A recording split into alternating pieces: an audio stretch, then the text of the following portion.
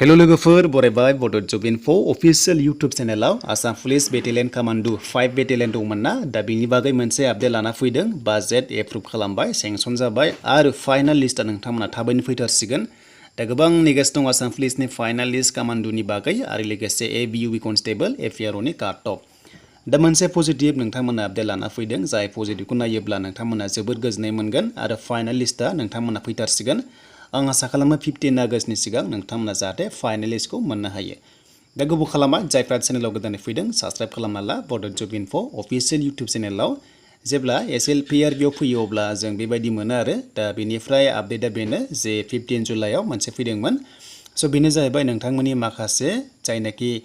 SI दा बेयाव aryl एबा बाइबा दं आरो जायफोरनाखि नोंथांमोना फिजिकेल पास जाबाय लागोन आरो थ' बेखौ दोननानै बे नर्मेल दा नोंथांमोना बाइबा टेस्टखौ हाखागोन आरो रोंखागोन जायफोरनाखि ग्रेजुवेट लेभेल नोंथांमोना एसेब्लाबो मिथिखायो माबायदि सिस्टेमाव लायो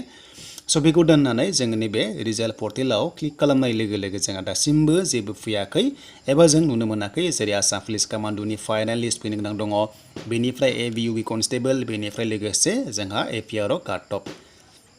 दा बे आं आसा खालामो जायखिजाया नोंथांमोना लास्ट उइकआव माबा मोनसे आपडेट मोननो हागौ आरो लोगोसे नङाबा फार्स्ट उइक आगस्टआव नोंथांमोना माबा मोनसे आसाम पुलिसनिफ्राय आपडेट मोननो हागौ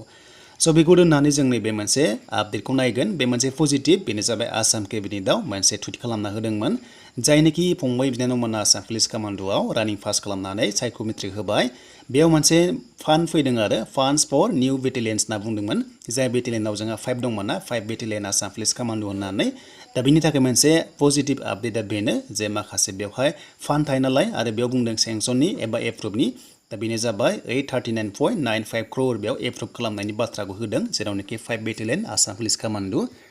आरो लकेसनखौ नायोब्ला बे लकेसना बबेयाव जागोननो बे जाबाय हाइलाकान्दी कार्बि आंलं बेनिफ्राय शिबसागर बिश्वनाथ आरो सदिया दा बेफोराव नोंथांमोना पस्टिं जानो हागौ जेब्ला साख्रि मोनो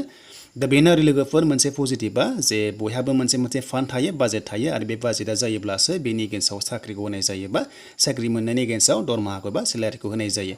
दा बेफोरखौ दोनथ'नानै पजिटिभ आपडेटआ बेसो दा बेफोरबायदि माखासे सेंसन एबा एप्रुभ जाबायब्ला अब्ला नोंथांमोननि रिजाल्टआ फैखाथारसिगोन दा बावैनो जानो हागौ 15 आगस्तनि सिगांनो नोंथांमोना रिजाल्टखौहाय मोननो हागौ